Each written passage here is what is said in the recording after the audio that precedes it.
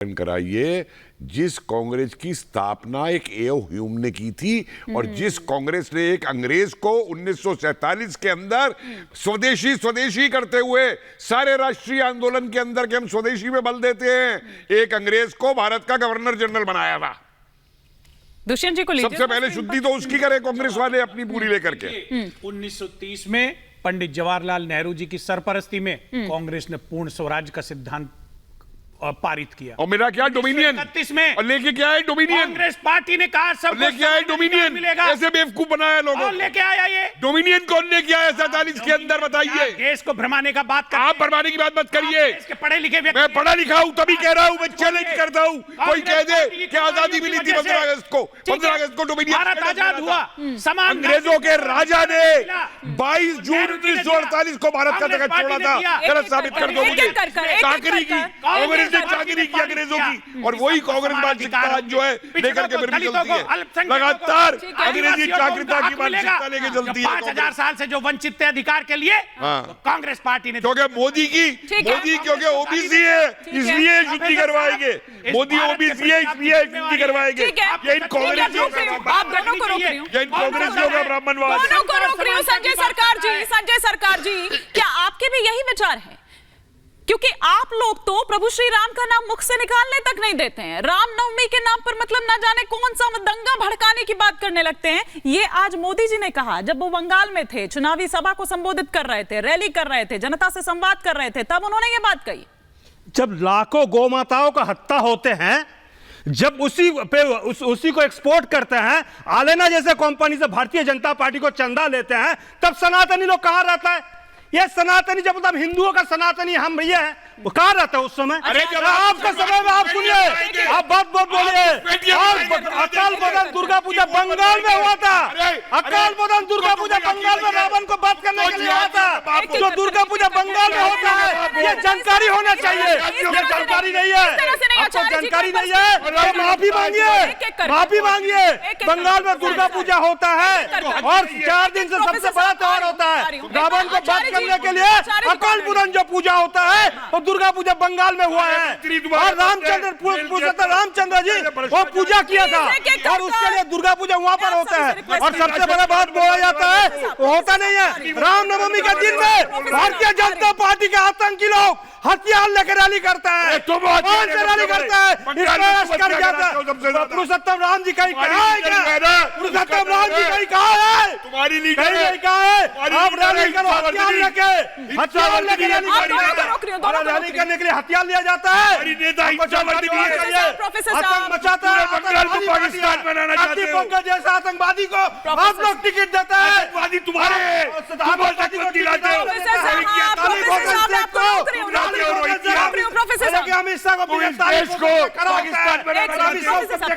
ये माइनॉरिटी का लीडर है भारतीय जनता पार्टी को। बड़े बात मत बोलिए। लेकिन सुनिए यहाँ पर आए हैं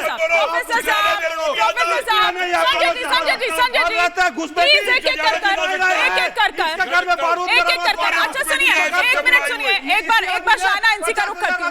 शायना इनसी कुछ रिएक्ट भी करना चाह रही है इस पर। स्टूडियो को ऑडियो डाउन कर दीजिए, स्टूडियो को ऑडियो थोड़ी देर के लिए डाउन कर दीजिए। शायना इनसी जी कुछ रिएक्ट कर रही है। संजय जी, प्रोफेसर जी, हिमानी जी, अभी मैं कुछ कहूं प्लीज।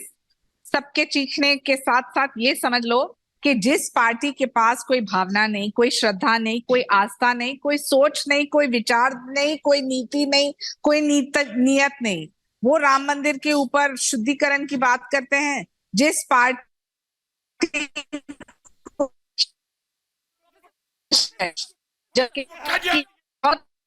एक सेकेंड, इस तरह से नहीं चल पाएगा। देखिए एक सेकेंड, संजय जी, प्रोफेसर साहब प्लीज, इस तरह से नहीं चल पाएगा। देखिए अगर आप लोग इस तरह से करेंगे, इस तरह से नहीं, आप प्लीज थोड़ा सा शांत रहिए। संजय सरकार जी प्लीज। प्रोफेसर साहब, अच्छा प्रोफेसर साहब, नहीं इस तरह से नहीं, संजय जी, प्रोफेसर साहब, इस तरह से नहीं चल पाएगा। मुझे ब्रेक लेना पड़ेगा, अब आप थोड़ा शांत रहिए।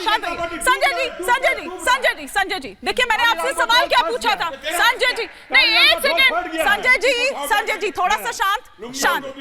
प्रोफेसर साहब प्लीज, नहीं सुनिए संजय जी, आप चुप नहीं होंगे। इसके लिए तारीफ हो सकती है। संजय जी इधर दे दीजिए। संजय जी अरे संजय जी मर गया है, कुछ कह रही है मुझसे। पीछे खड़ा होता है। प्रोफेसर साहब देखिए, अगर ऐसे चलेगा तो ब्रेक लेना पड़ेगा।